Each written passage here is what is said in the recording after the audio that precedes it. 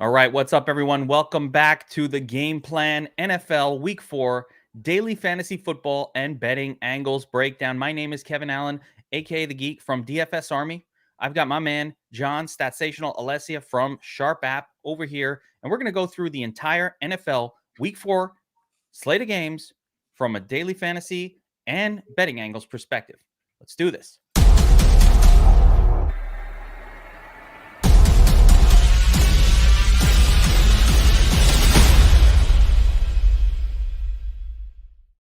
All right, John, we are back for another week of daily fantasy football and NFL betting, week 4. Coming off a really interesting week 3 where, it was interesting to see what won tournaments. The tournament winning lineup, NFL week 3. Josh Allen, Cole Beasley, the Beast, Manuel Sanders, just Manny being Manny. That triple stack was what took it down. So we had another week where, one of the things I think we said on the show last week was always play Josh Allen, even if the game doesn't look good. And we got a game like that this week where it doesn't look that good, but so what? Always play Josh Allen. A lot of interesting games. So the way the format works for this one, we are going to go through the entire NFL Week 4 slate of games. We're going to focus on a core 4. I've got a bonus 5th game that I'm interested in. And then we'll breeze through some of the rest, looking for betting and DFS angles. John, how you feeling about this week? I'm pumped up, man. I feel pretty good, but got a little bit of an early start. So sometimes that's good, sometimes it's bad, but I feel like I'm prepared here. I'm ready to go. You're ready crushing lineups on Thursday? Yeah, baseball's kind of winding down. I'm not doing much baseball right now, so I dove in a little bit early on the football. So let's get it done, man. Let's get someone a big win out there this week. We had a really sweet winner last week on the showdown, 40K on FanDuel. Very unusual. Really hard to take down what is essentially close to a solo FanDuel showdown contest. Like that never happened. So yeah, we'll keep it going. We had a bunch of nice winners last week. Actually had a lot of really good winners in the style of contest that I like to play. Not so much your style, but the style of contest I like to play. Those 500-700 entry contests. I personally came within, I came in 8th place on my handcraft last week, just one of the FanDuel Fantasy Championships. Came in 2nd with that same lineup in a 90-person contest. That was a nice little win. And it's what I talk about all the time. There is a great path to making money in DFS. As you know, you're number 10 player in the world, number 9, number 8, top 10, mass multi-entry specialist. And that's an incredible skill set we talk about all the time. You're going to lose a lot. You got to be used to it. But, there's a lot of money to be made in handcrafting a really good lineup as well. So that's what we're going to focus on here. And before we get into it, John, I want to talk about our sponsor for today, one of our sponsors, Owner's Box Weekly Fantasy Sports. We've been talking about them every single week. Owner's Box is basically a DraftKings / FanDuel style game where they've added Superflex into the mix. So you get rid of the defense, you get rid of the kicker, and now we can double correlate over there with 2 quarterbacks in our NFL lineup. But, and that's awesome. But the thing I like about it, John, is, and what I've enjoyed, 2 things. Number 1, and I know you love free money too, the overlay has been ridiculous on their big NFL contest every single week. Like crazy. And, it's 3/4 full at best. And the other thing is, because they're overlaying, essentially everybody who's on the platform has been getting a code for a free $10 entry to that contest every single week. So even if you just signed up there and never put in a deposit, you could have been playing this contest every week. They give you $10. It's a crazy overlay contest. It's the freest money that is available in DFS right now. Everybody wants to know how to build up their bankroll. That's a pretty good way. Yeah, when a site is overlaying and giving you free money, you got to go play there. So if you check the link in the description below, go sign up at Owner's Box and you use promo code Drew9. When you sign up, if you haven't done this already, just go do it. And you use promo code Drew9. They give you that another entry. That's the first one for this week's contest. And based on my experience so far with them this season, they'll send you a second one this week because the contest won't be filled to try to fill it up. So you'll get basically probably 2 entries into the big 100K contest. overlay with no sharks, no optimizer available to help. This is a very winnable contest, guys. Go check this out. The link is in the description of this video, and use promo code Drew9 when you sign up there. You got to use the link because, quite honestly, they support the podcast, and we want them to keep doing that. It's a good thing. So, all right, let's get into it. NFL Week 4, the Core 4.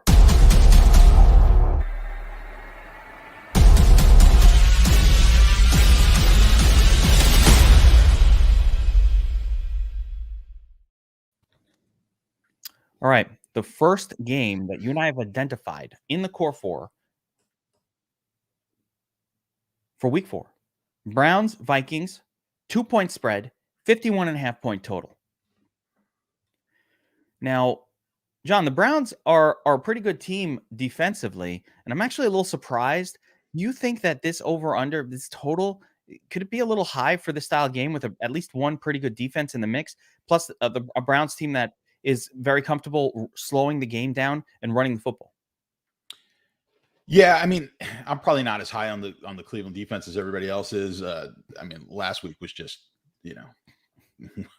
was a mess, and I guess we'll get to that. We'll get to that team at some point here today, but we'll find out how good this defense is this week because Minnesota's been really good on offense. I mean, Minnesota's putting up points, and they're putting up points not necessarily on the ground. We kind of think of Minnesota as a defensive team that runs the ball. That's really not the case. I mean, this is a team that's throwing the ball. So I think the 51 is reflecting the fact that I think Minnesota's playing a little bit more up tempo. I think Cleveland's going to be able to score in this game as well. So I don't know if that line is necessarily off, let's say. So the 2.5, the 2.5, that's kind of where this line's been the entire week. Even the opening line last week, the look ahead line. So, yeah, I don't love Cleveland. I'm kind of down on Cleveland on the year. I think we're going to get to know. We'll know a little bit more about Cleveland after this week. I'll be curious to see just how good the defense is. I see you got my power ranking numbers up, and then the projections for the week. So we're looking at quite a bit of offense there. I am actually unsure if that's going to hold true. I don't know if Cleveland will throw for as much yardage as you think. And I'll tell you from a DFS standpoint, I like the tight end. I like Cleveland's tight end position more so than the wide receiver position. Njoku, Hooper. Yeah, now it's a question of which one. I think it's Hooper, but I think that's where you're looking. I think they're going to be able to run the ball. There's no doubt about that, right? So they're going to run the ball really well against Minnesota, and I think if you're playing Baker, look to pair him up with the tight ends. Now on the Minnesota side, I think it's just. Yes, they run the ball well, and even without Cook, but it wasn't ridiculous numbers. So I would expect still that they're going to be able to pass the ball. They're going to throw the ball in Cleveland. I don't think the Cleveland defense, like I said, is quite as good as we think. So I think we could have some game stacks in this game, and like I said, don't be afraid to use the tight end on Cleveland, probably Hooper. Yeah, I mean, when you look at the power ranking numbers here. I'm honestly a little bit surprised. 170-yard predicted rushing yards for the Browns, which is a lot. They are a running team, but that is a giant number this week in terms of for any team for rushing yards. It probably rivals Baltimore. Yeah, I mean, it's right up there with the most aggressive running team in the league. Baltimore, all of these passing. These numbers really do portend for a serious shootout here. 285 yards per team.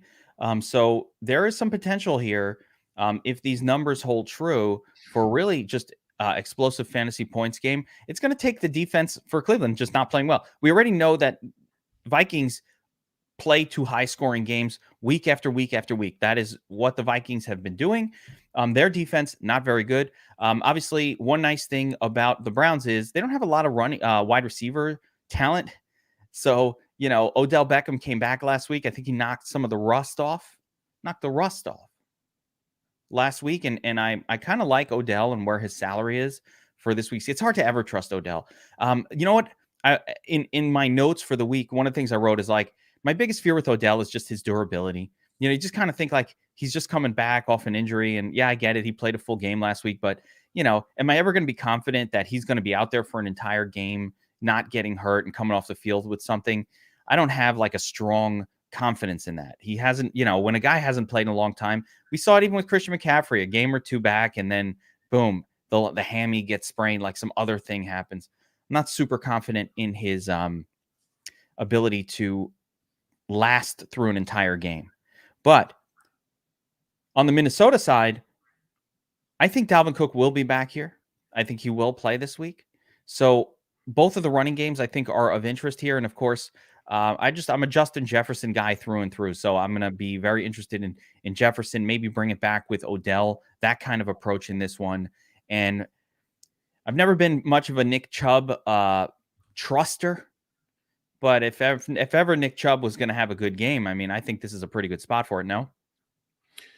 Yeah, there's no doubt, right? So Minnesota, you would expect that they're going to give up some yardage here on the ground. They are subpar. Now, I put together, actually, I'm going to start tracking this.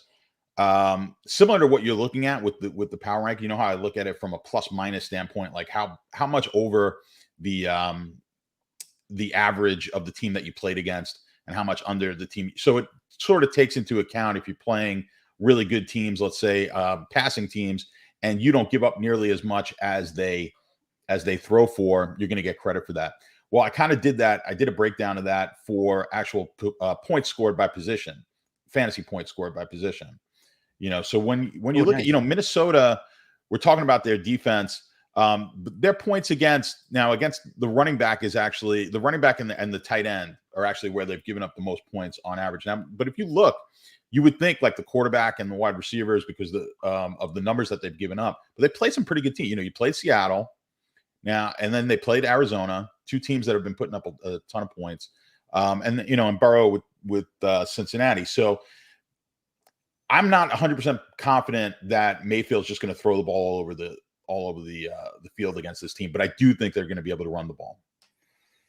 Yeah, no, I like it, and I'm looking at your power ranking sheet, which, by the way, DFS Army subscribers, you have access to the Statsational power rankings right over here on the NFL tab. This is for DFS Army subscribers only, of course, NFL subs. So if you aren't subscribed and you're watching this, make sure to get over to DFS Army, get yourself an NFL monthly. At the very least, it's $35 a month. You get all these tools, the Domination Station, everything you need. But in looking at this one here, it's interesting. Yeah, Cleveland for the season so far, not a team that where you want to be targeting against them. So they've got a minus 45 offense minus defense. And it looks like, as much as we want to knock them, I mean, defensively, they've been better than average so far this year. It's tough because, there was that game against Justin Fields, and I don't know what to make of it, but, they've been pretty decent so far. Yeah, definitely decent. So, but I think, we're going to learn a lot more about a lot of teams this week. We get to that week 4 or 5. That's when the data, we're just starting to be able to rely on some data for this year. So we'll see. There we go. And Nick, we will be back with a separate showdown breakdown about 4 p.m. tonight with the showdown breakdown crew. So we will be talking about tonight's game later today. All right, let's move on. John, game number 2 on the Core 4.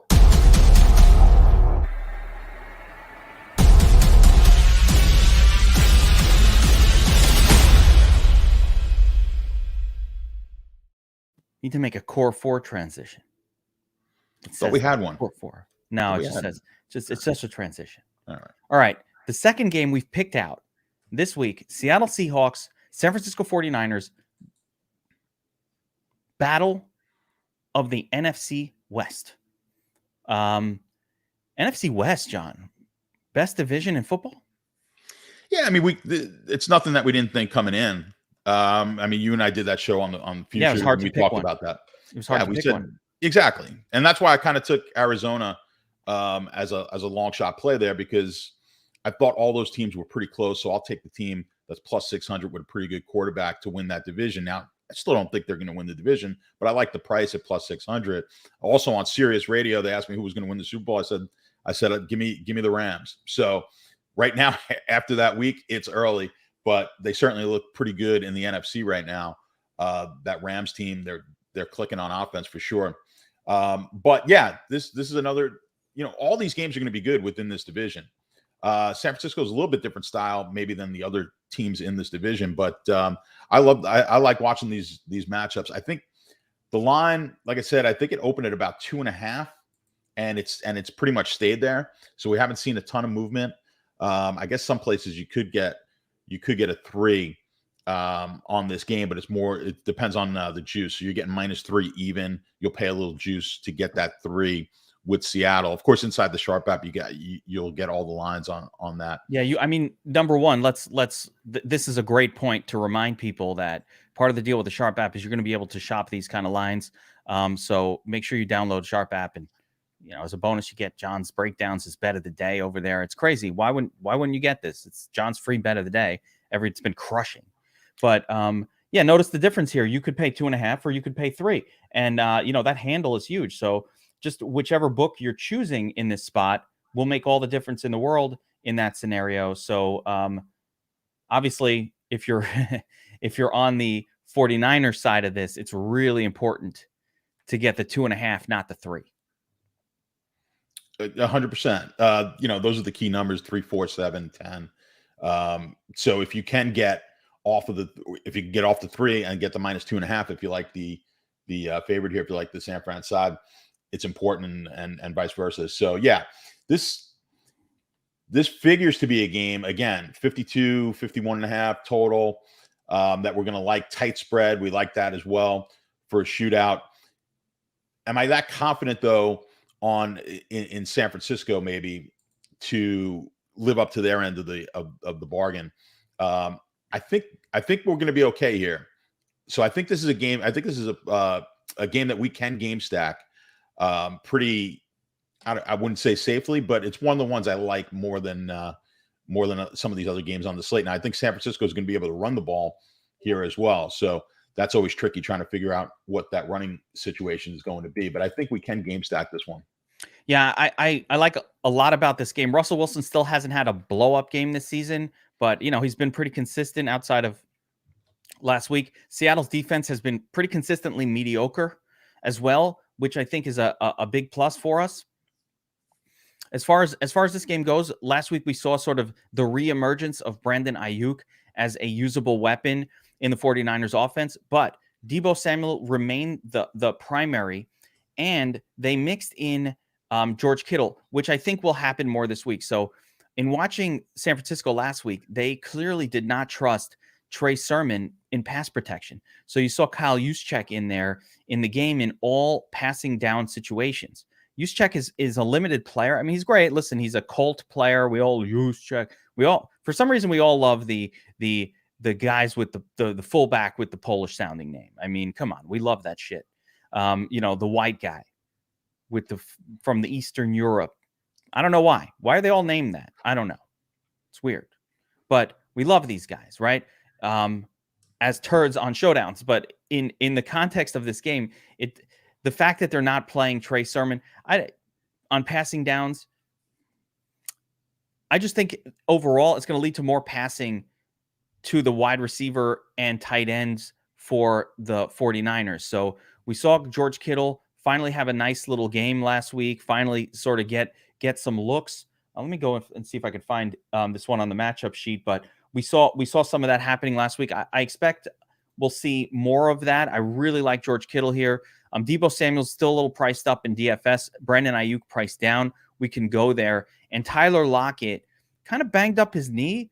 I don't know what his situation is, but I think it gives us a little clarity to maybe lean again to DK Metcalf in this spot. So the stacks just set themselves up really nicely. You can pair up, a Russ, Metcalf, Kittle combination. DraftKings actually dropped the price on Kittle because that game took place, I think, as a night game after. Let me go to the projections that we have here, but that it was a night game that took place after I think the salaries were kind of set in place. So we got George Kittle now sub 6K on DraftKings, which is a good price for George Kittle. This guy was just below Travis Kelce earlier in the season, so we're kind of coming down a little bit. We're kind of coming down a little bit on George Kittle. Makes me interested. All right, so power ranking number don't look great. Yeah, so I think a lot of that's, again, so we're looking at the tail half. The way the rankings are right now, we're looking at the last 4 games plus playoffs of last year, and then we're double weighting the first 3 games of this year. Let me go to the 20. Yeah, but even with all that, I think that's a fair measure. I think I wouldn't make excuses for it. I think that's a very fair measure. And, the power rankings don't show some explosion of offense here. Now, I will say that Seattle has been the worst team so far this year against the running backs. That's not a good formula coming in from. But that Derrick Henry game is going to skew things a little bit. It is. Yeah, it is. But you've got to look at a team that likes to run the ball. They could take the air out of the ball in this game and just kind of pound it down Seattle's throat. I don't think Seattle really can stop the run all that well. And obviously Derrick Henry went ballistic. But is this Trey Sermon breakout week? It could be. You get nervous in DraftKings if he's not going to be in there in passing situations. You get nervous. They threw to him. It was weird. They did throw to him. Let me. It's not that they didn't pass to him, so I was happy with that. I think they don't trust him in pass protection. Right now, that could change week over week. They could, get more comfortable with the call. You never know. This is one of those items where you can never tell. But he got some targets. It's not that he didn't get thrown to. It's just you saw them clearly pulling him out of the game in situations where there were obvious passing situations. So it's like, all right, well, that's what they're doing. Okay. But no, he was definitely in there. And I think some of that might just be the way that the 49ers don't like to just have one guy in there the whole game. They just have never done that. So and what's the Mitchell situation going to be? We don't know, right? Yeah, you're right. That's a danger zone, right? I don't want any kind of practice limited capacity. So we'll have to figure out on that. I think that will be a massive danger zone. If Mitchell is in there, I don't know that we'll be able to actually make an informed decision here as far as what to do. But if no Mitchell, I'm going right back to Trey Sermon at 5K. I don't care. I'm going right back to it. I love my cheap running backs, and there isn't a lot of value on the slate, at least as of Thursday. Have you seen? I don't want to get into site specific, but there isn't a lot of value on the slate as of Thursday. I didn't find much. Or scary value. Really scary value. Yeah, I can do a quick look, but no, nothing crazy. Yeah. There's a couple of guys down in that 5K range that you got to look at, but CEH. It's scary value. I think that the terminology is correct. And there's no Alexander Madison freebie hanging out on FanDuel like we had last week. So we'll see though. That changes. Chuba Hubbard is a little expensive. I was hoping it was going to be Chuba Hubbard. He's not there yet. But speaking of Chuba Hubbard, I think that game is that one on our list? No. Should be. I believe it is. It's not core 4. It's not a core 4. No. I was going to do a really fun transition to speaking of Chuba now, but it didn't work. All right. Let's move on. So game number 3 on the core 4.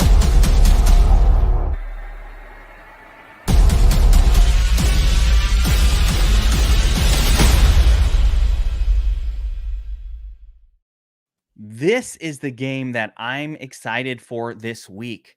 Cardinals-Rams, another NFC West elite team showdown. And here's what I love about the Rams. They are awesome across the board. Elite defense, maybe the best in the league. Cornerback in Jalen Ramsey, who we can count on to eliminate the best wide receiver from the opposing team on a week-over-week basis. That gentleman's name is DeAndre Hopkins. So now it gives us a little bit of clarity on the Cardinals side in terms of what they're going to do, which is throw to people that aren't DeAndre Hopkins. I like that. Rams side, my goodness. Cooper Kupp now raised up to the most expensive to a highest salary wide receiver on FanDuel and DraftKings. Elite wide receiver. They laughed at me in the preseason when I had Cooper Kupp ranked 10th overall. They said, you don't know nothing. That's all right. He's on all my fantasy teams, but, good for you. Thank you very much, Cooper Kupp. He's the new Jordy Nelson. You like that? I went with Jordy Nelson, not Devontae Adams. I don't know why.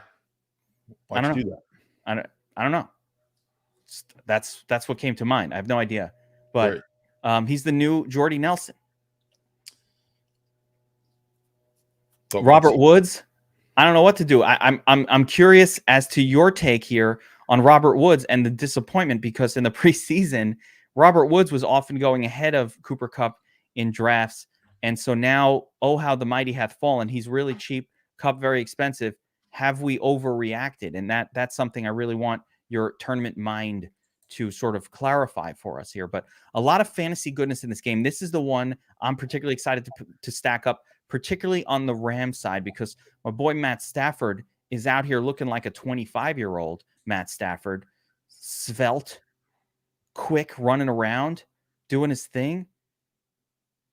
Apparently, Matt Stafford was always really good. His team just was bad. Who knew? Stafford put up great fantasy numbers. He was always good, but like they didn't win. And I was talking to some friends the other day about Stafford made Kenny Golladay look like an elite wide receiver, and now what we're seeing with the Giants is Kenny Golladay probably kind of sucks. And it turns out it was just he had an elite quarterback to make him look better maybe than he was.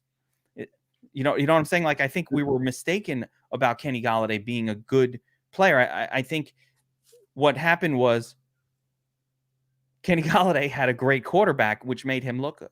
I don't think we know who 95% of these guys, whether 95% of these guys are good or not. It really depends on the system that you're playing in, the quarterback that you have, and then the opportunities given to you by the coaching staff. So it's really, that's the difference in fantasy football as opposed to baseball, where baseball is pretty much your talent. That's it. It's mano a mano.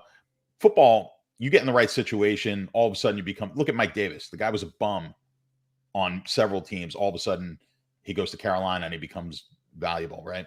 Then he got paid. And it's idiotic. And we see this with the running backs. You're seeing it with, Zeke gets all this money for what? Tony Pollard could do just as good a job and has. So paying running backs, anyone who said, even we'll get to that game with Carolina, but as far as this game goes, like I said, I like all these NFC West matchups, and they're becoming great fantasy matchups as well. Now, you mentioned the Rams, elite defense. They have not been an elite defense as of yet this season, right? So we'll see. They get another tough matchup on the offensive side. Arizona could put points up. So I'm not that sure. I'm not confident yet in the Rams being that elite of defense. Now, also what happens is if your offense starts overperforming, scoring a lot of points, your defense looks worse. And from a fantasy standpoint, we don't really care as long as the points are getting put up. But take note of that. I've mentioned this several times.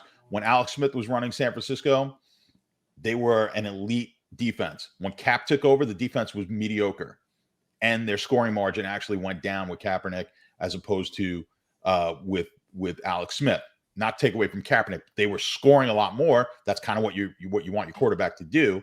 But the defense becomes a little weaker. So if the Rams are going to score a lot more points, they're probably going to give up a lot more points as well. So don't be afraid. I like Murray in this game. I like him with stacks. I saw someone mention in the chat about running Murray out there naked. You can, but I certainly like game stacking this. And then you mentioned Kupp and Woods. Is Kupp? I'm pretty convinced that Kupp's going to be his guy, but I think you do get some leverage here by taking Woods in GPP type of plays. So you'll probably get over where Kupp should be. Just because that's the case doesn't mean that Kupp's not going to go out there and get 40. But I think you'll get some leverage if you want to switch to the Woods side of this game. If you took a Murray stack and then used Woods as the comeback, I can get on board with that. I mean, you could the salary, the salary gap here. But if you look at Robert Woods, I mean, 6 targets, 9 on games where they're scoring, But yeah, it's going to swing back one of these games, and you'll get. what I think about it is, listen, the offense has not changed. I get that maybe Stafford kind of prefers Cooper Kupp a little bit, but the offense has not changed. This is Sean McVay's offensive system that he's been running for many years. And we've seen this player, Robert Woods, Bobby Trees, in this offense for many years. There's no reason, there's no real logical reason why his role would have diminished to some, DeMarcus Robinson level possession, run the 7-yard out like situation. It's the same offense. So I think that the breakout game and Buffalo's talking about Deshaun Jackson. I mean, that guy, you want to go for a home run, I guess. That's, he could definitely do it with just 3 targets. But overall, I think Robert Woods at some point is going to have this breakout game. Cooper Kupp has exploded in salary to the point where we almost can't play him. I don't know. I'm going to have a hard time pulling the trigger on Cooper Kupp over Devontae Adams. It's Devontae Adams. It's going to be hard to pull that trigger. I don't know that I can really justify it outside of game stacks. Of course, if you're going to play Matt Stafford, you want to play his guys and you're going to mix it up. But there's a lot of good names in this game that we can target just from both sides. Cardinals with DeAndre Hopkins likely sort of blanketed by Jalen Ramsey, we can essentially expect targets to go to Christian Kirk, Rondale Moore, even, some other players like that. So we can actually bake into our expectations. I wanted to actually touch on Hopkins a bit here. I'm getting a little worried about Hopkins. In terms of his fantasy upside or health-wise? Yeah, no, but more the fantasy side. Because I think they've got weapons now where Hopkins for years has really been the guy. The only guy.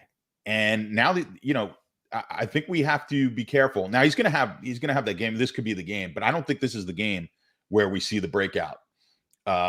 So I think he's going to get locked down once again this week. So when you're going for these Arizona stacks, I think you got to look elsewhere. And there's going to be points. They're going to get points. Murray's going to get points with his legs. We love that. We love the quarterbacks who could run. So I do like the game stack, but I'd be careful with taking Hopkins and paying up for him. He cost me. I had a couple of really nice lineups with Allen last week. No. Why would you play Hopkins? He was so hobbled. Well, listen, he gets thrown in the mix. I had. What am I going to do? I wasn't unfriend him. You got to unfriend that. No, so that's just not how I do it. No, but he got mixed in there on some big lineups. I don't think it was the one. I came in 7th on one in a big GPP. I don't think that was the Hopkins lineup, but yeah, I had a couple that were really doing well, and with the nice Buffalo stack, and I see Hopkins in there. I'm like, oh man, that was brutal. But yeah, be careful. If you're hand building 3 lineups, 20 lineups. I will take it a step further than what you just said, John. I'm going to take it a step further with DeAndre Hopkins. Number one, this is a player you want to sell in fantasy right now. Maybe wait for a good week and you want to sell high. I think his salary on DraftKings and FanDuel relative to the production we can expect from him going forward is off. And the reason it's off is exactly what you just said. The superpower of DeAndre Hopkins has never been yak or deep passing. It's been volume. Great route running. He's very much a Keenan Allen style fantasy scorer. He's not a giant wide receiver by any stretch. And he doesn't run the kind of routes that produce 60 or 70 yard single play, giant plays. He's more in the possession. His ADOT is his average depth of target is lower than what you would think. It's not above average. It's below average for the NFL. So this guy's really more of a possession wide receiver. And you see it. His great games are just when he gets a ton of volume, and you're not seeing the volume. The volume has not been there for him. This was a guy last season we could count on for 9 to 12 targets every single week. And here he got the touchdowns. So it masked what was just an okay game, but it took 2 touchdowns for him to get to 26 fantasy points. That's not good. I can only count on 2 touchdowns, maybe 3 times in a season for the best of wide receivers, unless it's Gronk. Do that shit every fucking week.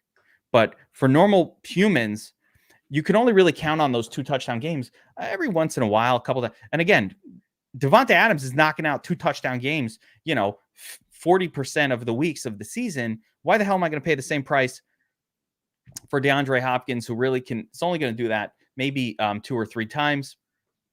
The yardage just isn't there. The targets haven't been there. I get last week the injury. We're going to forgive that, but the injury is still floating around. Be very wary of DeAndre Hopkins. And you could see it in the fact that Christian Kirk has made a step to the next direction. I don't really love AJ Green. I think he's just kind of out there, but what's your take on AJ Green here? Yeah, I don't love AJ Green, but I think for the price, certainly the targets have been there. Yeah, for the price, I think you could go ahead and play him. I like him better than I like Hopkins. I mean, right now I like the 3 other wide receivers really better than I like Hopkins right now. If you're building these lineups, again, I'm not Xing them out. It's just not the way I play. Even though you're saying when you say 3 others, you like Rondale Moore, Christian Kirk, and AJ Green on a points per dollar basis better than Hopkins. Absolutely. Yeah. And no, I mean, Hopkins is not as old as AJ Green. I believe he's 29. So he's towards the tail end of his prime. He still should be in his prime. It's not, he might be only 28. So he's not some older, decrepit AJ Green level type player, but it's really just the volume. It's just the team has gotten more well-rounded and the volume has gone up for the guys around him. So yeah, buyer beware on DeAndre Hopkins. You pay all the way up for him. You had a lot of regrets watching DeAndre Hopkins destroy a potential tournament winning lineup. You're going to feel a lot better if you got freaking Devontae Adams in there for the same price and he gives you his usual, 26 plus and sometimes the 40. Like, well, I'm taking the floor of 20 on AJ Green over the ceiling, not of AJ Green, of Devontae Adams over the ceiling of 26 that you're going to get with DeAndre Hopkins week in and week out. So you talk about Adams, right? We're talking about Hopkins having other options. Adams, they don't have a lot of other options, right? With Adams, and no, it's a totally different. That's when you're paying. This is a great point. We can really make this point. When you're paying this price for a wide receiver, this group, you need a floor. You need to be sure that this team is going to that guy. Tyreek Hill is more of the ceiling guy. He can be taken out of games at times, and we will see that. But, I mean, Cooper Kupp, he's one of 2 guys, and the other guy they don't throw to. Like, how's he not getting thrown to? And he's going to get a lot of targets. Will he score 5 touchdowns? Will he go crazy? No. Stephon Diggs, we're seeing a similar phenomenon with him. Now that they've added Manny Sanders, it's like, hey, wait a second. We just added another viable target. If the opposition decides, hey, we're going to bracket Diggs, not let him beat us, all right, we'll go to Manny Sanders. We'll go to Cole Beasley. They'll do that. Jefferson, on the flip side, he's the only guy on his team who does what he does. Thielen's got his role and Jefferson's got his role. He does what he does. Metcalf is one of 2. So Ridley's the only game in town. McLaurin, only game in town. So there's too many options here for DeAndre Hopkins, for a Kyler Murray to go other ways compared to some of this other group of elite wide receivers where we can count on target. And they're all about the same, they're all within 1,000. So it's the same range on both sides, but you can get much, much safer with these guys with the higher floor and the higher target expectation in total compared to DeAndre Hopkins. So keep it in mind. Love this game. Any bets? I mean, I like the Rams side. I think the Rams are a better team than the Cardinals significantly. Yeah, I'm not going to. This is not a game I'm targeting as far as a bet goes. I would lean towards the Rams as well here, and if I had to make the bet, and I do like this game on the over. So I think we see a lot of points in this game. I mean, that's a DFS explosion if that happens. So there we go. I love it. All right, final game on the core 4.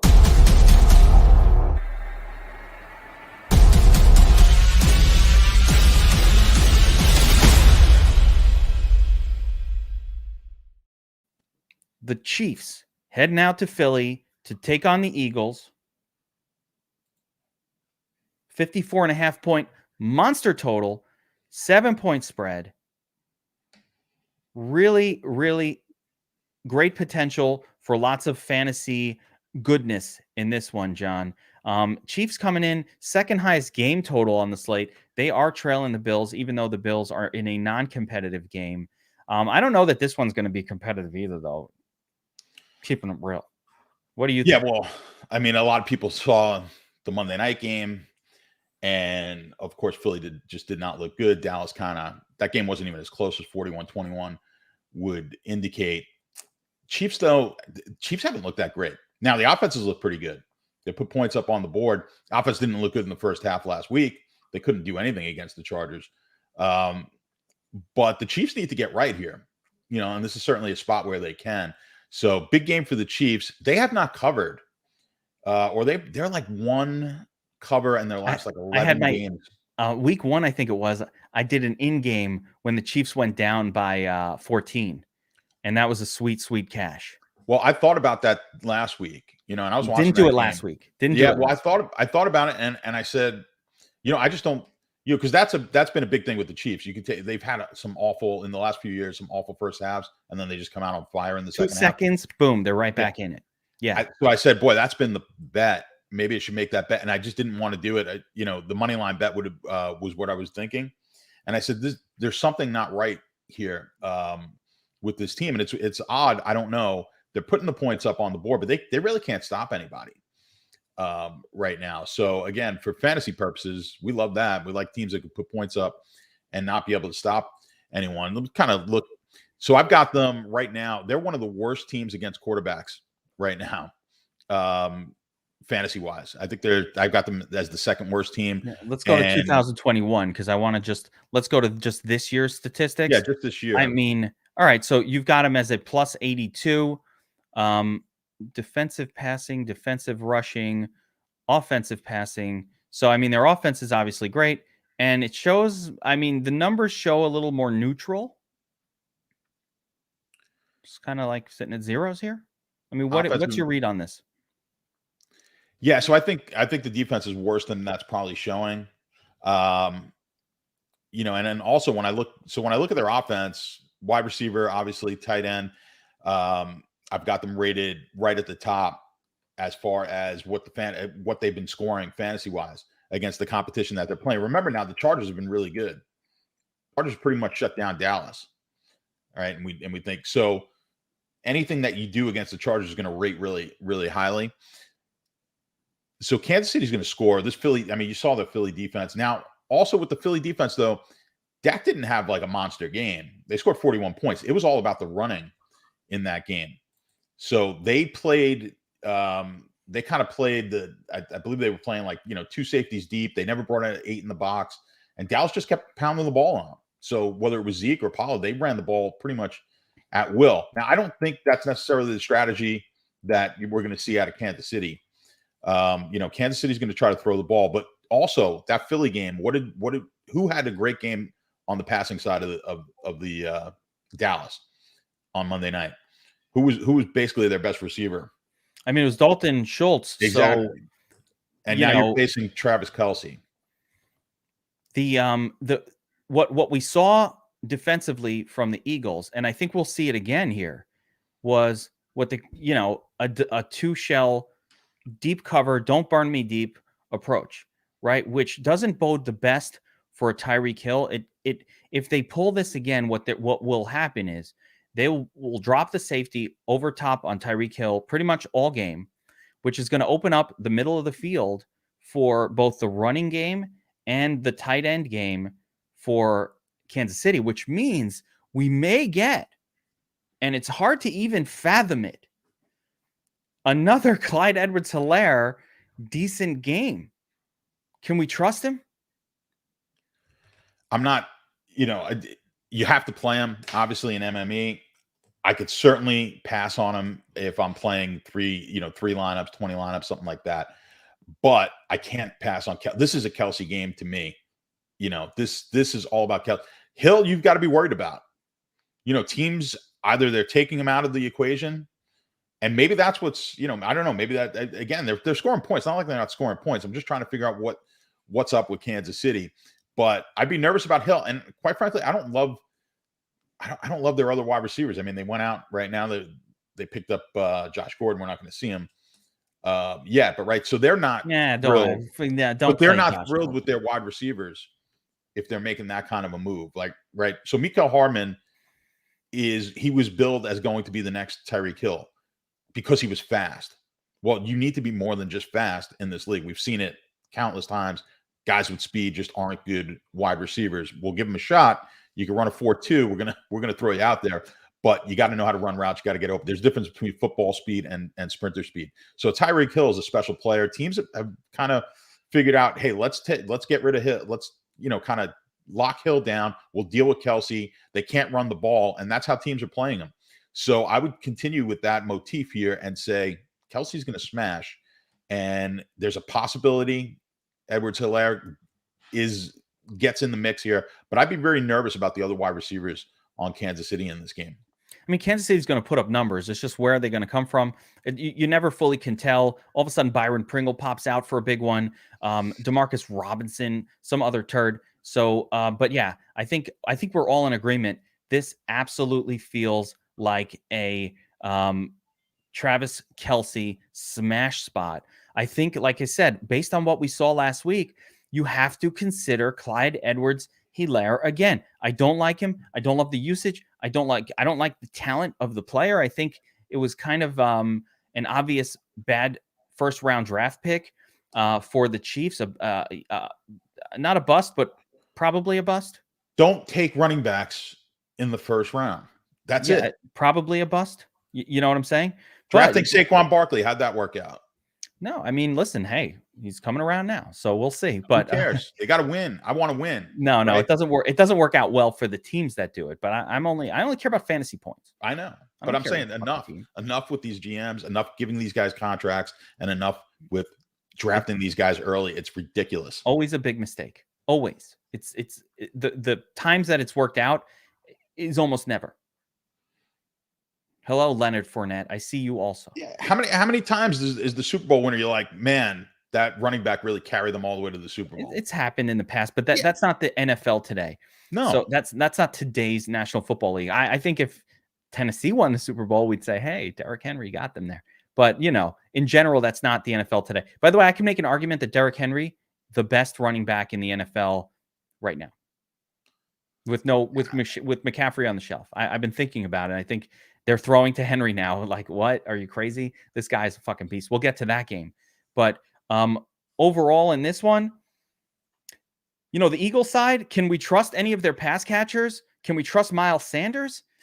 No, right? Can't trust him. No. Three runs last week? 3. So word on the street in Philly is, we got to run the ball more. We got to run the ball more. But I think, Jalen Hurts is the piece that's the most interesting. If the Eagles are keeping up in this game, it's probably going to be because Devonta Smith, had a big play or two. I think that's what it's going to take. It'll take a Devonta Smith big play or two to keep them up in this game because they don't tend to score a ton with their running backs. Sure, Jalen Hurts can run one in, but you're not keeping up with just that. To keep up with the Chiefs, that means you've got to score 30 plus fantasy points. So you're talking 4 touchdowns to go around. Maybe Smith gets one. Maybe one of these tight ends come out. Last week it was Zach Ertz. It'll probably shift back over to Goddard. I don't know. But because there's 2 of them, it's really hard to pick one. Teams. Someone just mentioned that they might go to Sanders more, and I know they got criticized for that. I think the reason you'll see offensive coordinators don't do that, like he didn't do it last week, because they're scared of the high power of the other offense. And certainly Kansas City's got that power, the high power. And I think it's a mistake. I do agree they should have probably tried to pound the ball a little bit more. But these teams get a little worried, and they get in that mindset like, we got to just keep up. And by keeping up, we got to throw the ball. So I'm not 100% confident that Sanders will be the guy here this week. I don't love I don't love the receivers for Philly. You'll get some points from Hurts because he's going to run for 50, 60 yards. And I know I heard you with Gargano last night on the Wise Guys podcast for the Sharp app, where he's not really a running quarterback, and he's right, but he gets a lot of rushing yardage because he's got to scramble for his life. That offensive line, by the way, is brutal. what he isn't is he's not an elite runner the way that Lamar Jackson is or the way that Kyler Murray is. What he is a willing runner, which is great. It might not be great for like a lot of wins, but it's great for fantasy. Like, as long as you're willing to run and you're not, molasses footed Phillip Rivers, you're going to score fantasy points. So, fine by me. I'm trying to see where Chase is on the salary scale this week. Hang on. Or Smith. So 5,700. I mean, he's not cheap. You're gonna pay for him, and Rager's is kind of expensive based on his average production as well. So we're not getting any bargains over here.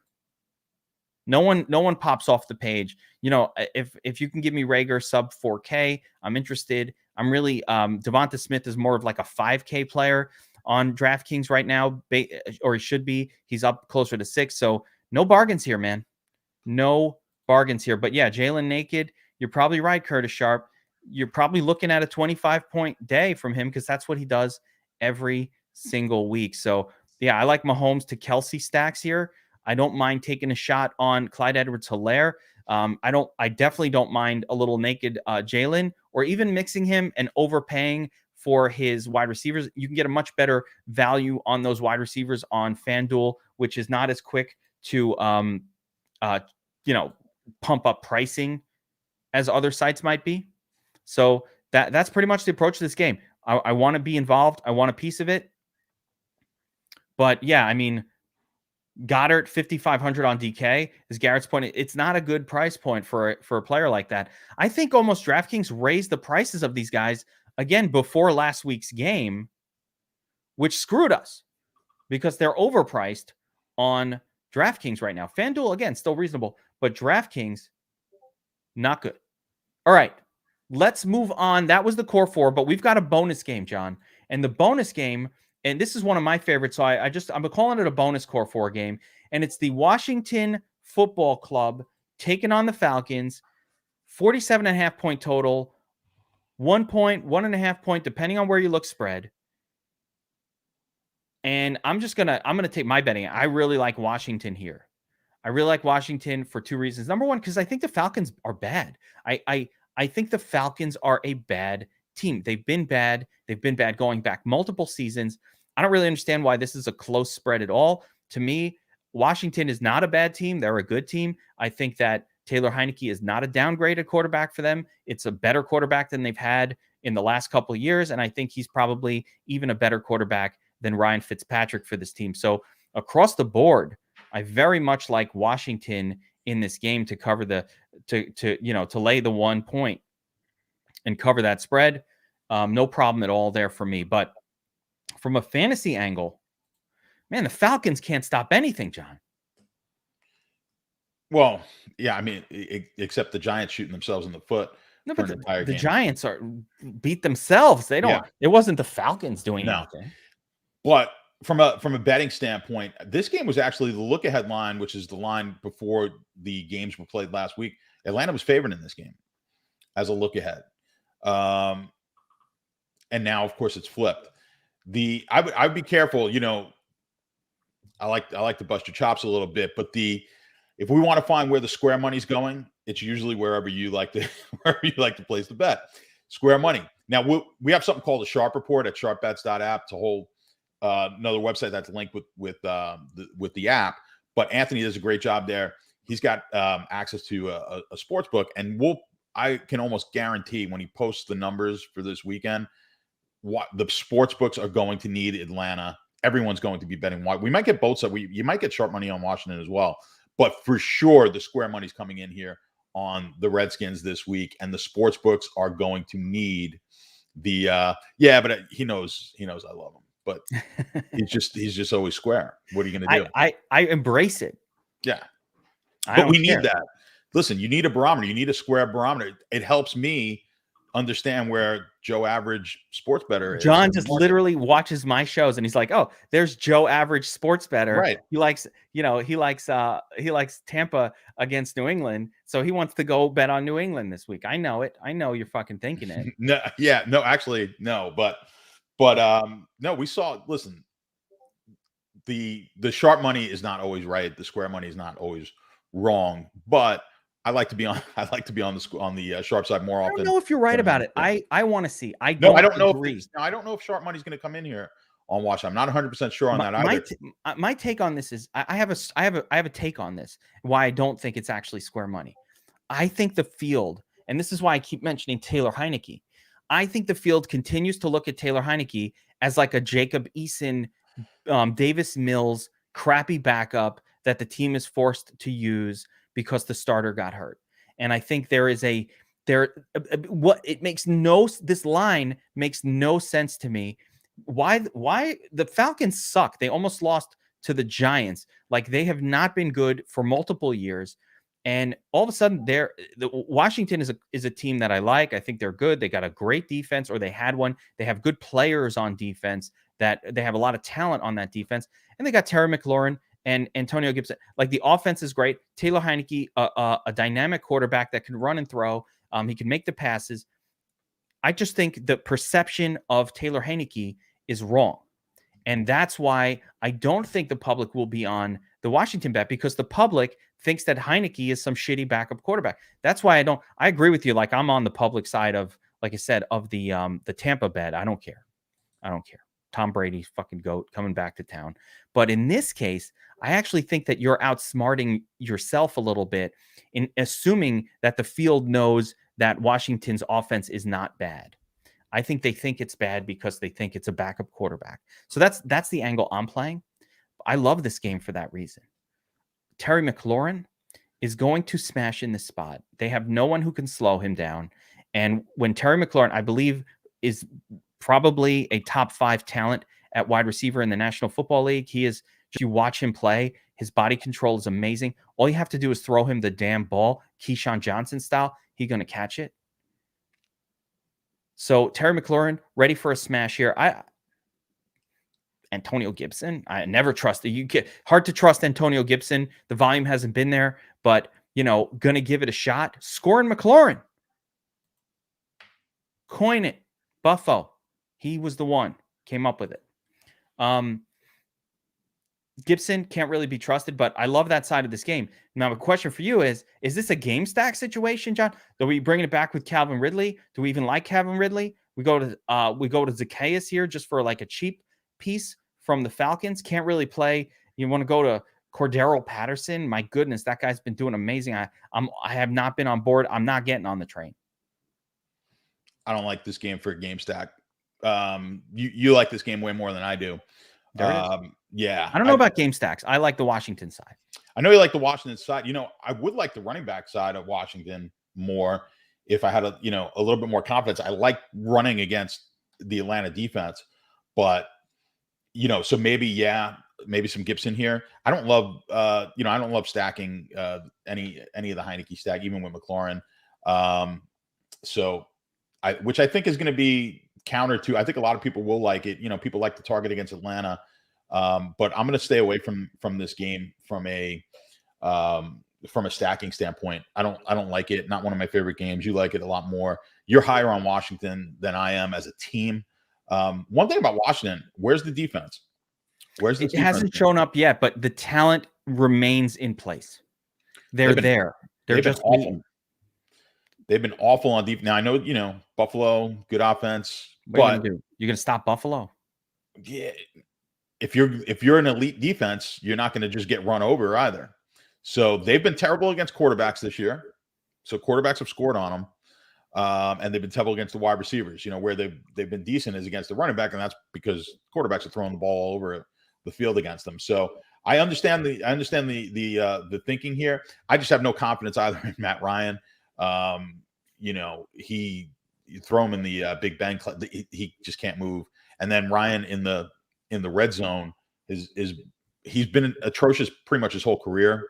How many Julio Jones touchdowns did we lose out on in the last 10 years by not having someone who could play well inside the red zone? You figure you get this kid Pitts, maybe that's going to change. I haven't seen anything change there. No throws to Pitts in the red. They just when they get to the red zone, it's like Pitts isn't even there. So yeah, I don't love this game. I don't see the pieces in this game necessarily will be in the big GPP winners this week. That's my. I could see McLaurin making it. I could see. I could see Antonio Gibson popping off for a 20+ pointer.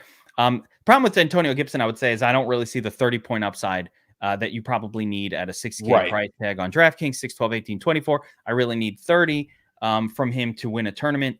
And he could get there, but it's not something that I would be expecting to see based on the volume that we've seen out of him and just the fact that McKissick is still being used. Well, how about this? I'll give you Gibson beats McLaurin this week. Oh, and Gibson beats McLaurin. Ooh, they're pretty much. I believe I will take McLaurin. DFS Army has them rated, has them projected pretty much the same. So we'll take that as a 50-50 straight up bet. I'll do that. I'll go with Gibson. Write it on the chalkboard. I'm in. Yeah, I don't have the chalkboard anymore, but these guys will all remind me when I lose. I usually lose these. I never remember that. Somebody's got to write it down. All right, guys, you're watching. Next week when we come back, bet me and John. Loser frosts their tips. I was going to do it anyway, but okay. Sure. No, not for this one. Let's go for the whole season because I don't want to be frosting my tips every 2 weeks. Here, I have no tips. I don't have any tips. That's why it's a better bet for me. All right. Can you imagine me and I got to show it with the frosteds? Film the beauty salon trip. I'll give you $100 if you can get your hair as long as mine in the next 2 months. I could make it happen. Won't look good. It won't look good. I'm told there's a place in Turkey where I can go on a little trip, and the ladies who weave the Turkish rugs,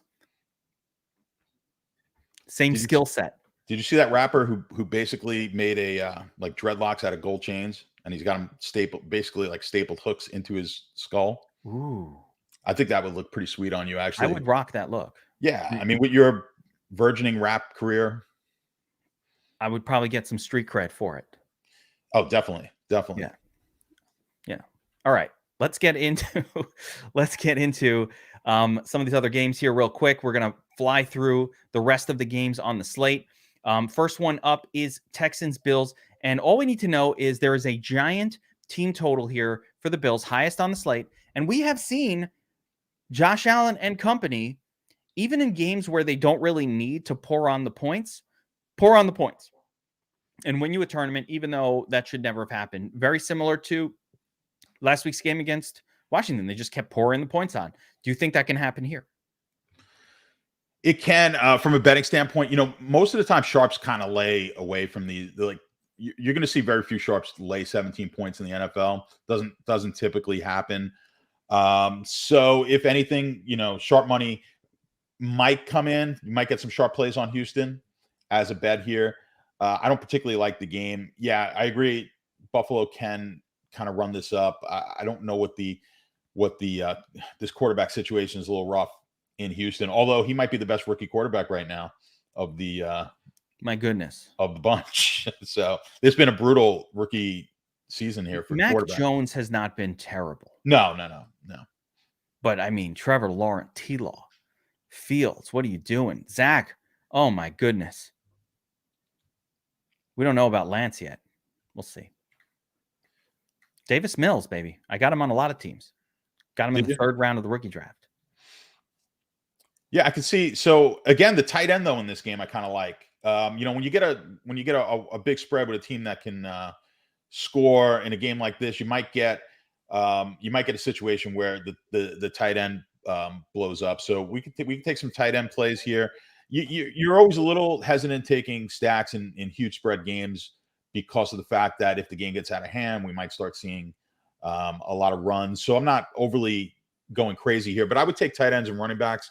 And you can possibly take. We were in this situation, where we had I always go back to that Kansas City Jet game last year, and it wound up being a blow up game for Mahomes. So I think the potential is there. I wouldn't totally X out Buffalo.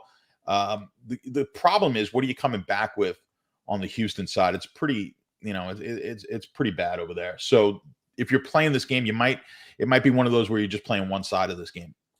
Yeah. One of my theories in DFS mass multi-entry, and not necessarily in my handcraft, my 3max, but in mass multi-entry, I've said this from the beginning of the season. I did this on the back test experience that we all went through together as we back tested the entire season from last year. And one of the things we learned was always play Josh Allen. Always have some exposure to, we learned it last week. I don't care if the game doesn't look good on paper. Always have some Josh Allen exposure because he's going to blow up, and it doesn't even matter what the other team is doing. It doesn't matter if the other team is uncompetitive. So for me, that definitely not a game stack situation. I don't really even like Brandon Cooks going up against Tre'Davious White. I think it's very easy for a good defensive team to focus in on the one pass catcher on the Texans that they throw to. I don't understand why other teams don't do this. It seems bizarre to me when they only have one guy who's capable of catching a pass. But with Tre'Davious White on him, on Cooks, we can take a little bit of a stab for a punt play in a team on a game where there's going to be a lot of throwing. I don't think Houston will be successful, but like a sub 4K Miller is an interesting slot guy if you're looking for that value. I'm searching hard for value on DraftKings this week. That was one of the names that I was like, okay, yeah, I don't mind. You know, the voice goes up when you really don't like, okay, you know, I'm all right with it. But, you know, I don't want to like go crazy. But he was the one sub 4K guy that I kind of was like, all right, you know. I did my kombucha girl face. Yeah. You know that I can't really. I don't know it. No, I don't. You don't know the kombucha girl? Fucking man, you need to get out of the house a little bit. You know, listen. I don't know about half the things you talk about. So you don't know the kombucha girl? I don't know what you're talking about. She tried the kombucha tea. She's like, it's good. It's bad. No, it's gross. No, wait. I hate it. It was this. What was it? Kombucha tea. Was it an internet thing? It's a meme. Like every time you're not sure about something, you show the. Dude, I'm a grown man. I'm a grown man. You think I'm looking at memes all day? God, same age as me. Kombucha girl. You guys in the audience, all right, in the comments, you guys know the kombucha girl. I want to put her. Actually, we need to get that meme for the show. So when I'm not sure, just throw it up there. Yeah. Well, no, I don't want it. No. You guys know what's up. I don't even know what I'm saying. I get on these tangents. Yeah. I don't know what game were we talking about? I'll ask my 7-year-old niece. Everything. My 7-year-old niece has about the same taste as you do in things. So I'll ask her if she knows what that is. I'm going to show the kombucha girl on the next. I will get that video. So you know. So whenever we're not sure, we're going to show her meme. Okay. Kombucha tea. All right. You'll know it when you see it. I promise you. I hope I don't. You will. All right. Next game. Lions, Bears. Oh my. You know, I've been waiting for that. 42-point total. 3-point spread. Bears are favored? Excuse me? The fuck? Who's the quarterback for the Bears, John? Oh, boy. Yeah. I mean, I don't know if I've ever heard more, like, just more outrage because there was so much hype going into, you know, the Bears were going to win the Super Bowl if you watched the first Fields game in the preseason, and now they want Nagy's head. And I'll be honest with you, Nagy needs to go. Absolutely so awful. Chicago, you know, 3-point favorite is actually a little surprising. I do like this. I do like Detroit in this game, but I'm nervous about it. I think, you know, Detroit looked good against Baltimore. I don't think Baltimore's all, you know, they're above average, but they're not that great a team. I think I'm just hoping that we're not overvaluing Detroit coming off a game that they probably should have won, or definitely should have won. And then the Bears are just coming off one of the worst performances of all time. They have 1 net passing yard when you take out the amount of sacks and the yard. I think it was like 68 yards passing and 67 yards minus on the with sacks. It was something ridiculous. Like, it was one of the worst lines I've ever seen.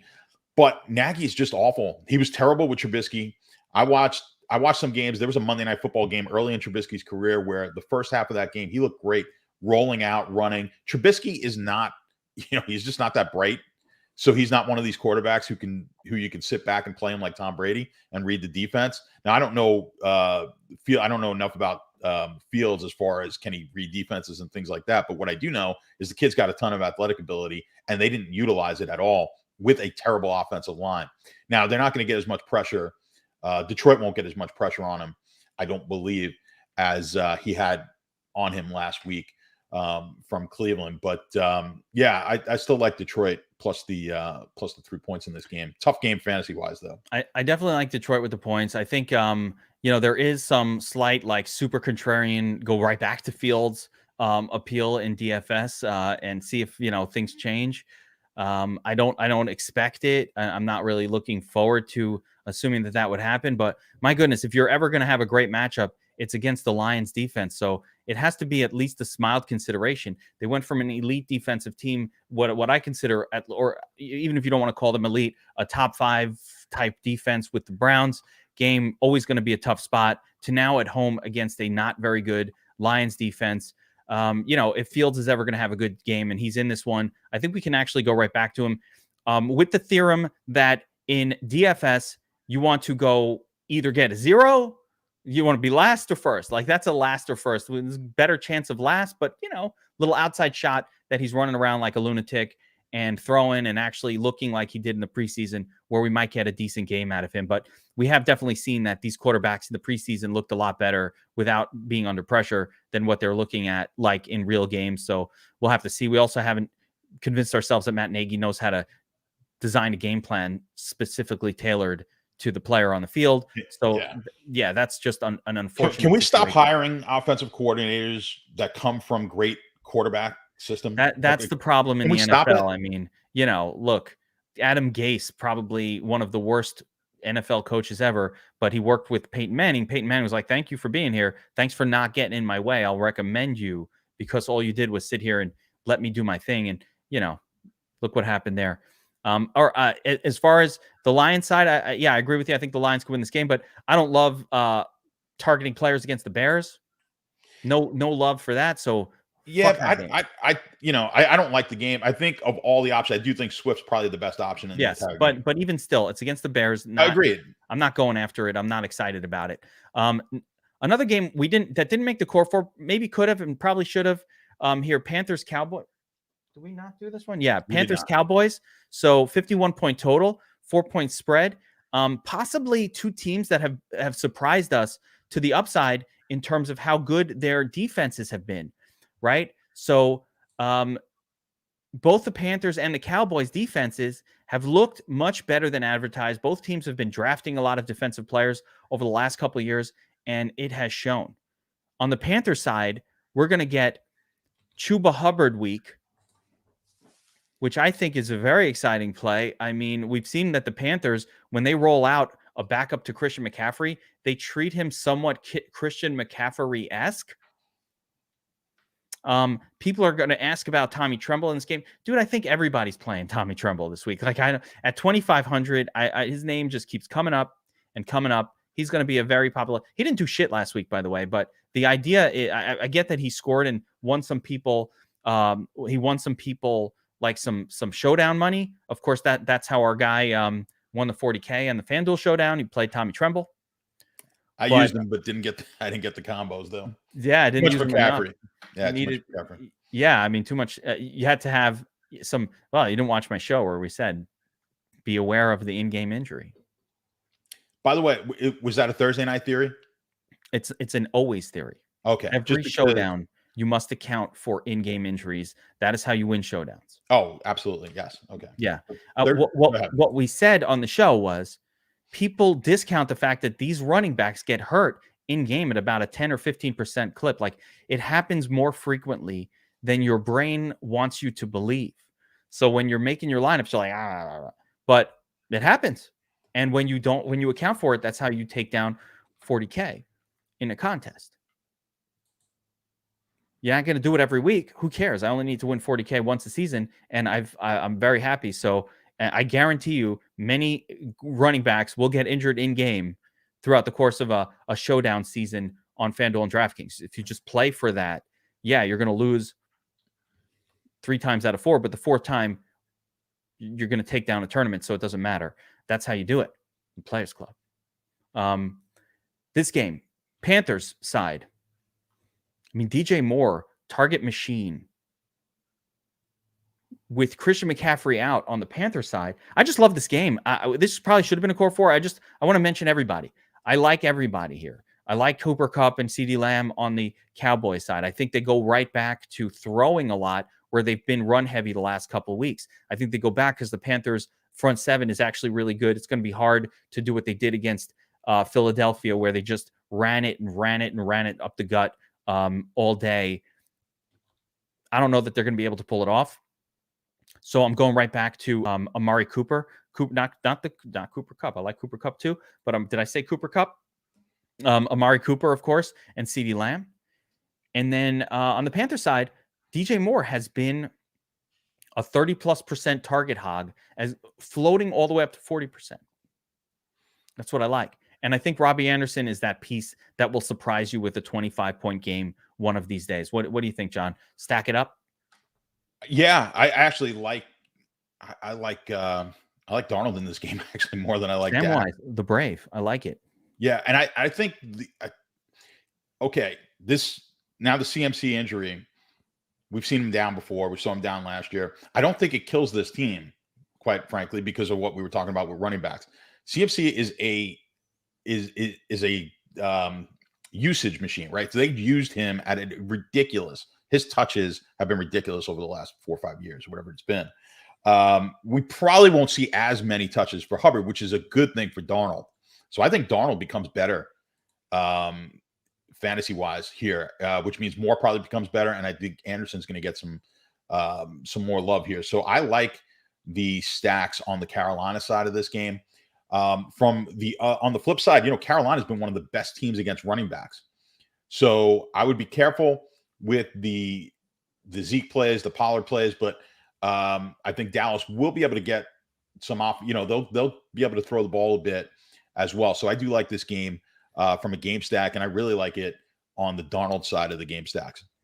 I like Darnold, but I don't want to discount my boy Chuba Hubbard. 5 targets, 3 receptions last week.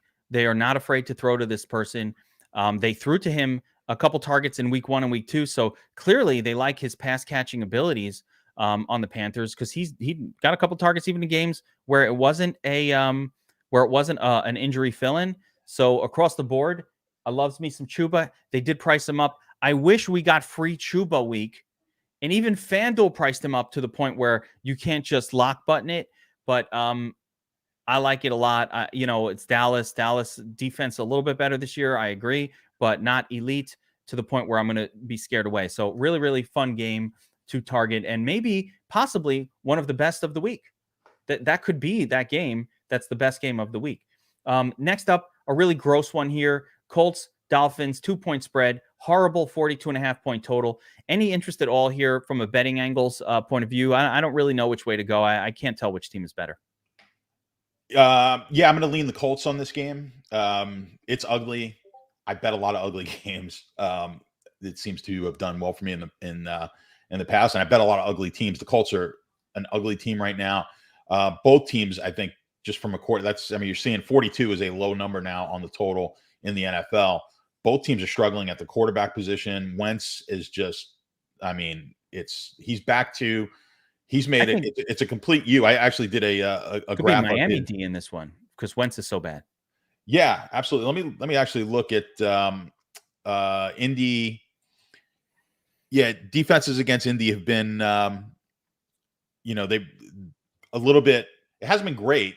But it's been better than average to play defenses against Indy, and Miami has been in about the same. So both of these teams it's been good to target defenses against both of these teams. And just looking at it from, they've been pretty mediocre, pretty average defense in Indianapolis. Where Miami's actually been awful is against the running back position.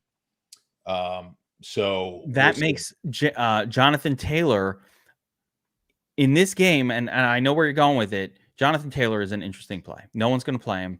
42-point total. Doesn't stand out in any way. Team talking about trading away Marlon Mack and all of that, which I think they should do. But Jonathan Taylor is the play in this game. If you're going to play anything, Miami has been weak against the run. And if you think that the Colts are winning, it's probably because Taylor is smashing. So the fact that you're considering your bet lean is on the Colts side for me, how they get in there. It's not Wentz like being an awesome quarterback with the busted ankles. He's not even good when his ankles are good. Even when the ankles are good, he's not very good. So with the busted ankles, it's got to be Jonathan Taylor leading the pack. I like that call quite a bit, John. And I don't like anything from the Miami side. Nothing. Yeah, you can't. Nothing. You can't. Nothing. I don't even think Brisket is worse than Tua, by the way. It's that's like that's been the common thing going around on Twitter. Just because Tua hasn't been great, but we kind of know Brisket isn't good. Brisket. Yeah, I know. I call Brisket. You get me saying all this stupid shit. But I got you. Yeah, you did. Yes.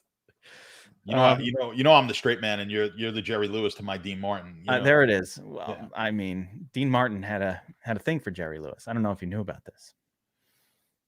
Don't ever say that in my presence. All right.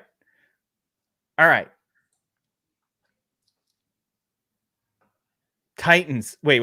Where are we? Giants, Saints. Oh my God, I can't skip this beauty. So the only thing, I don't know. 42 total. Saints 7.5 point. Are the Saints good enough to be 7.5 point favorites even against the lowly New York Giants? I don't think so. This game was actually higher. It was 8. And a lot of people I heard early in the week talking about how this line was going to go up. It is not 7.5. I think you want to lock it in at 7.5 if you like the Giants here. I don't anticipate this going up. I think the Saints are a little bit overrated.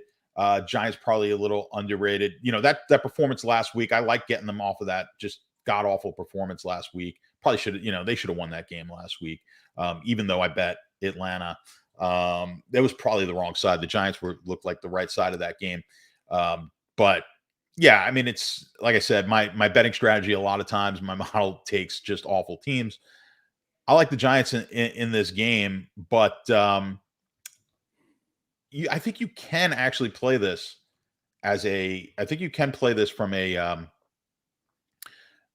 game stack. I don't love it. I think you can as an outside shot, but what I do like is I do like Kamara in this game though. I think that's probably the guy of everyone here in this matchup. You're going to get a lot of Kamara. I don't love the running game for the Giants right now. Maybe Barkley's going to start, but the Saints are pretty good defensively against the running back. So I'm not in love with that situation. But I don't know if the Giants are going to stop Kamara. Now it sounds crazy. I'm going to bet the Giants, and Kamara's my guy in this game. But of any fantasy pieces, I think Kamara is the way to go. And I think you could possibly take a shot. Certainly, if you're MMEing it, you could take a shot with some game stacks in this one. Yeah, for me, you really, I don't target running backs against the Saints, so it really pulls Barkley out of the mix for me. Saints are just good against running backs. They continue to be good schematically against that position group. So that is what it is. Somebody mentioned Evan Ingram. Man, has there ever been a more embattled sort of player than Evan Ingram? How do you fucking, hold on to the football, bro? Really? Blew the game for them last week, man. This is gross. I don't even know. I guess, you can go back to it for the 3K, but it's pretty horrible. Yeah, I agree with you. Kamara's an interesting spot. I think both defenses are mildly interesting, but beyond that, this is a gross one that you are better off leaving alone. Jets, Titans 7-point favorites on the road against the Jets. Derrick Henry smash game incoming. I don't know that you're ever going to see a better setup for a Derrick Henry smash game than this one. I don't see how the Jets, who are not generating enough offense to put any sort of throw it, don't run it pressure on an opposing offense, I don't see how they're going to stop Derrick Henry from getting into the end zone one or two times in this game. I guess it's possible, but this is one of those times where I feel like the prop for Henry 2 touchdowns should be like plus 120.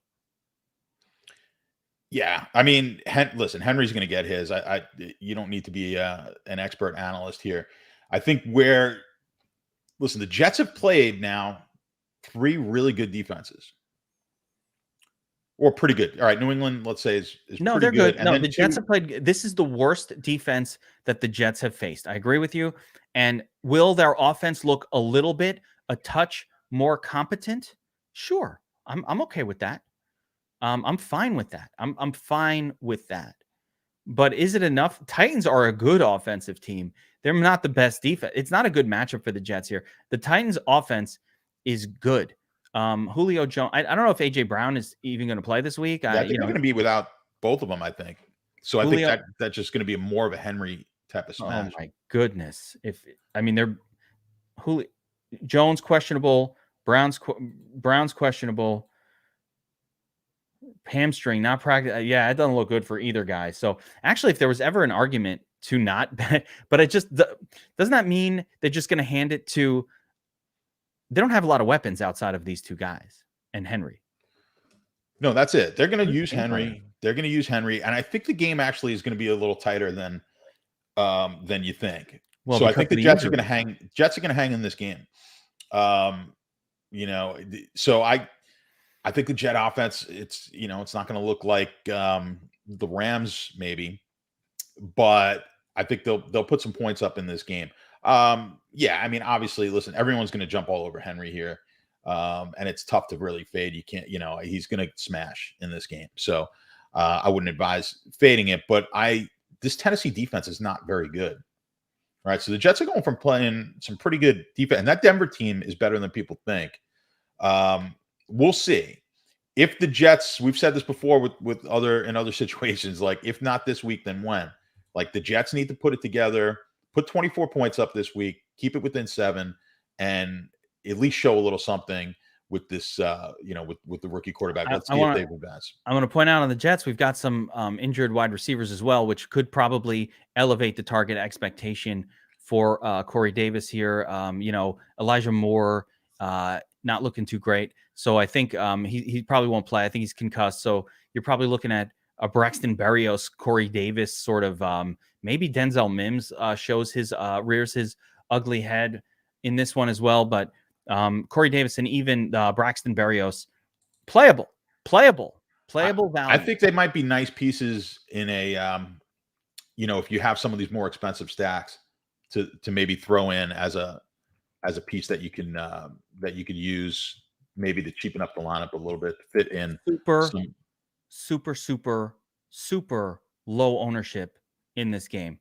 I don't know if Crowder's coming back. We'll have to see about that. But it will also be his first game, like in not having played him forever. So I don't like trusting guys having been out for a long period of time. Yeah, especially with a quarterback that he hasn't worked with. Yeah, it doesn't bode well. I think the best spot is definitely Corey Davis, 10 targets last week. Did okay even in a horrible game.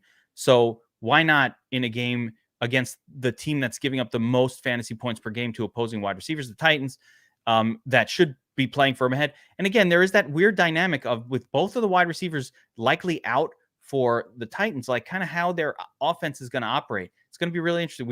I don't have a prediction for it because we don't know. We haven't really quite seen this scenario play out. But how about Reynolds? How about Reynolds? All right. No one's talking about, man, I just thought of that. Jets defense, min salary, Josh Reynolds, not even a target all season long. What happened to Reynolds? I thought he was the WR3. Who's the WR3 on this team? Got to check the matchups. Who the hell is the WR3 on the Titans? So let's see. Oh, this is an upgrade. Chester Rogers.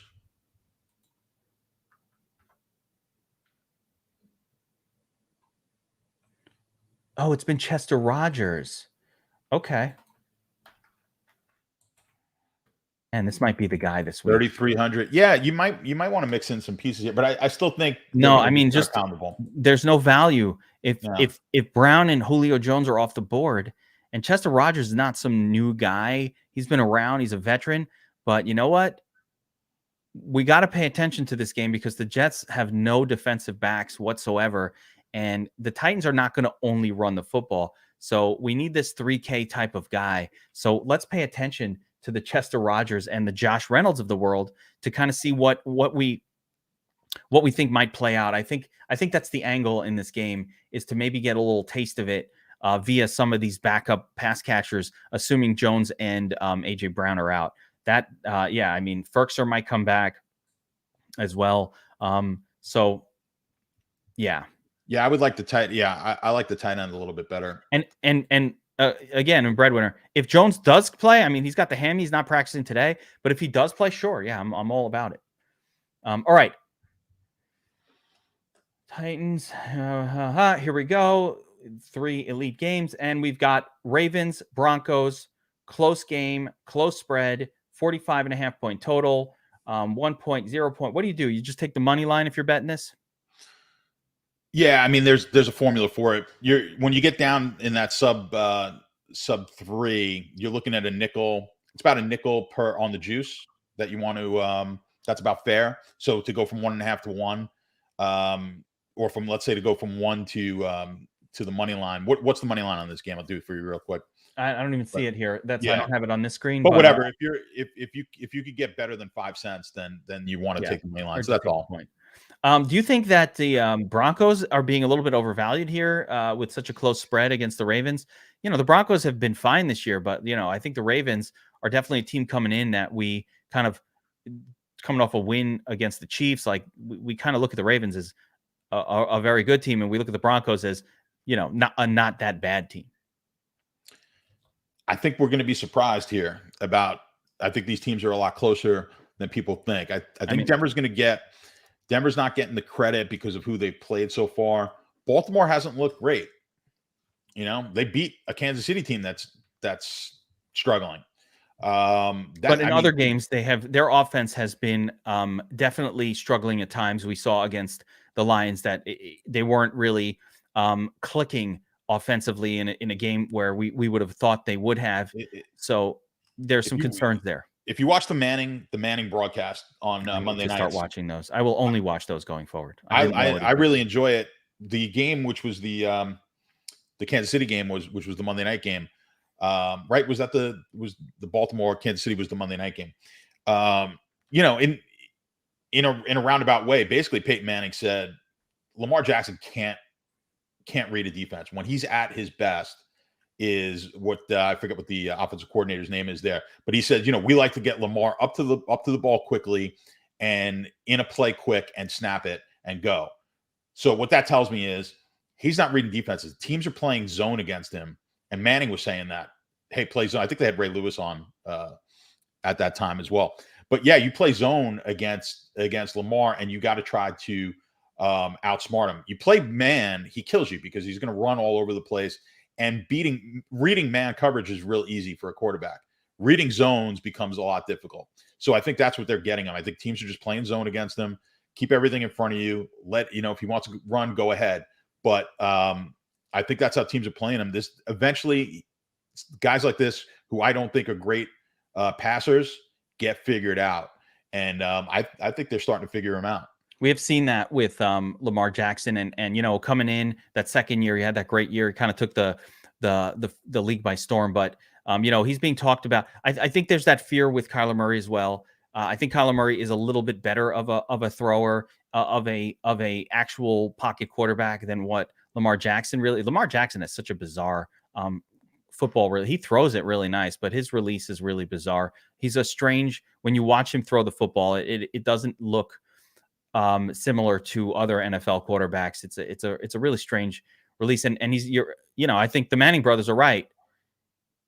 There is a formula for stopping these guys. That's why whenever we look at these games and we see a team playing man coverage against a running quarterback like a Josh Allen, you're like, ooh, you know, quarterback rushing yards, because they got their back turned to the quarterback when they're running with the wide receiver in the zone. Most of the defensive backs are facing forward for a good portion of it, so they are controlling those runs.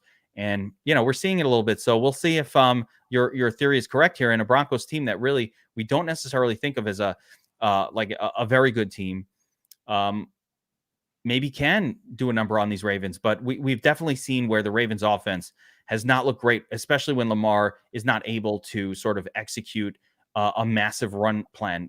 When it's working out for the Ravens, it's Lamar and Lats Murray and Tyson Williams all doing their thing, but the talent at running back isn't the best right now for the Ravens. So they're just doing it based on scheme and advantages in the other teams really having to concentrate on Lamar Jackson, which is an advantage in the running game. It doesn't matter who's back there, but definitely some risks here. Not a game I want any sort of fantasy exposure to, so fuck that game.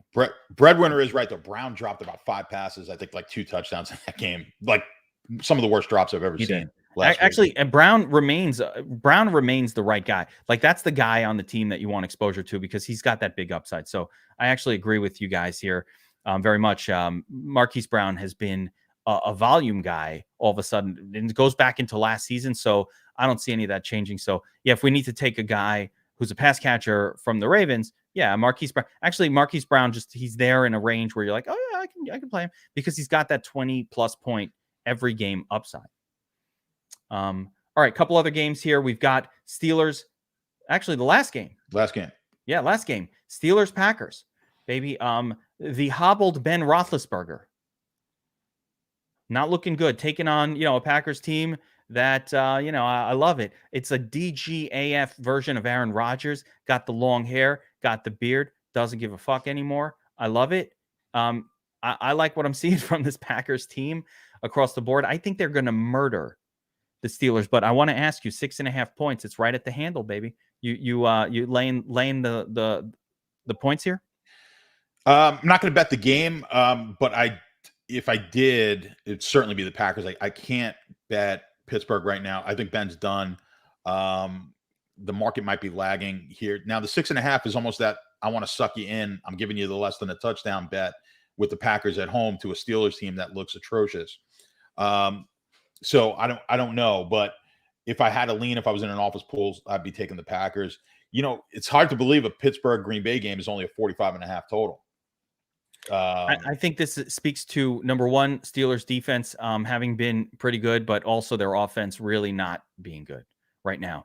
Last week, Ben Roethlisberger had to throw to Najee Harris 19 times because his favorite wide receiver, Deontay Johnson, out of the game. This week, we won't have a Juju Smith-Schuster probably be out of the game as well. So we're going to get another interesting one where if Ben Roethlisberger can hang out and be healthy, we'll probably see Deontay, if he's in the game, for as long as he's in the game, peppered with targets. And if Deontay comes out, you're going to get Najee Harris once again peppered with targets. So there is some fantasy potential here, but you also have to think Jair Alexander will take out probably Chase Claypool,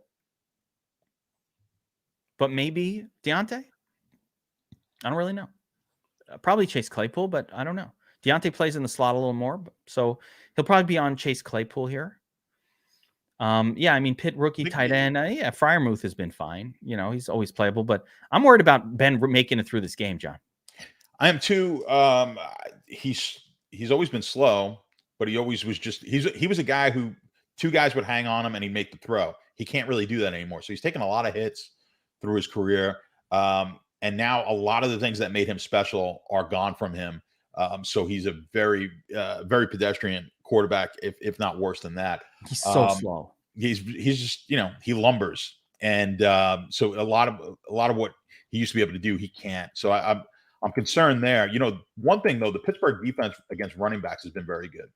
So this could be a game where, maybe they're focused. It's an Adams and Rodgers type of a show. This could be a Adams out of nowhere to score, 36 fantasy points. So you're like, what? I wasn't even paying attention to that game. And then Adams just comes out of nowhere and he puts up his 29 to 36 sort of type of game, 2 touchdowns. It can happen anytime. Yeah, Green Bay's not been great against the tight end. They haven't been great against the wide receiver. We'll see. I just don't have a lot of confidence in Ben right now. But yeah, I doubt this is going to be the game stack that wins it. But it could be a decent game stack. The possibility is there, but I think it might be more of a FanDuel.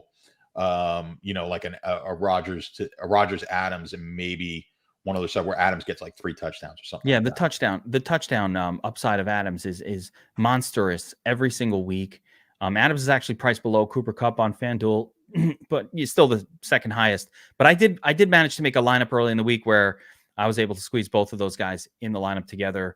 But it required a fade of Derrick Henry. You can't play Derrick Henry on FanDuel this week. It's very difficult because he's well over 10K. And, his pricing is so much more reasonable on DraftKings, where he's priced like Kamara. He's thousands above Kamara on FanDuel. So it's going to be interesting, the lineup construction over there. But let's wrap it up here. A reminder, John, if you guys want John's official plays every single week, he's been smashing the NFL season, and the team over at Sharp Bets has been doing it as well. We're still doing the free month promotion when you sign up, when you just download the Sharp app. All you need to do is get this awesome app. We've just added, and we're in the process of really improving the player props coverage and displays on the Sharp app. So you can really use that to make fantasy football decisions, to make DFS decisions. We're adding a prop finder tool where you'll be able to type the player's name in and get every prop for that player right on the app. It's very awesome, guys. And if you get the app, you set it up, check it out, track some bets, do your thing, you'll get all of our shows delivered direct to the app as well. We're giving a free month of Sharp Bet service. So you get John's official plays along with a team of incredible handicappers giving out their plays, explaining the reasoning. What you mentioned with Anthony, letting you know kind of which side of the bets the books are liable on. It's information you really can't get anywhere else if you're a sports bettor. It's a lot of fun to bet on sports. I come in there. I do a lot of prop bets as well. I've been crushing it. By the way, I was up 9 units last week in MMA. Catch me outside. How about that, John? I know what Catch Me Outside is. Catch me outside. Yeah. You know that one? I do know that one. All right. Well, how about 9 units? I know all about that. Did you trail my bets? Real nice night. Real nice night with MMA. I was sitting with a syndicate on Saturday night, the syndicate from the UK, and they were on a lot of the same sides as you. So while I do say you are square money, you are pretty sharp money when it comes to the MMA. So at least that I get this little teeny tiny compliment.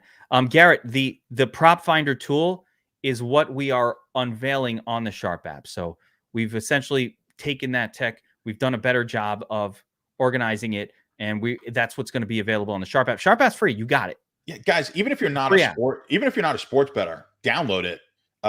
Just because I'll use it just to figure out what the team totals are going to be for fantasy. Plus, a lot of the content obviously is geared towards sports betting, but some of it we do. There's a Wednesday night show. The guys have they talk a little DFS and then they talk about their sports bets on Tackle the Board. You're on there with Anthony Gargano on Wednesday nights. The wise guys, fantastic. He's so sharp. He's really sharp.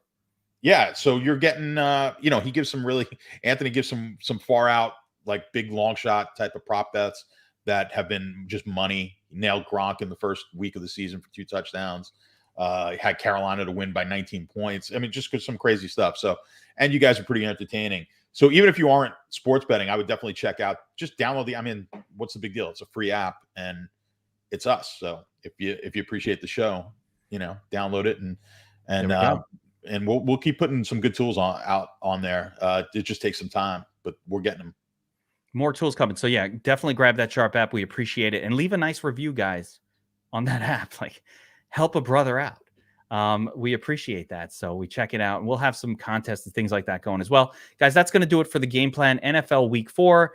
Again, for DFS Army VIPs, I'll be back tomorrow, roundtable, talking GPP strategies for the weekend slate. And of course, on Saturday, Players Club, Blue Moon's up. Got to be ready for that. That's the biggest show of the week. DFS Army VIP only.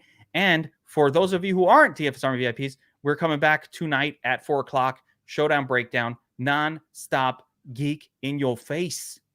Showdown breakdown for tonight's who's even playing tonight? Jaguars, Bengals, slaughter of the Jaguars. Joe Mixon night coming up tonight. Joe Mixon, Jamar Chase, all of those guys. All right, that'll do it. We'll see you next time, guys. Take care.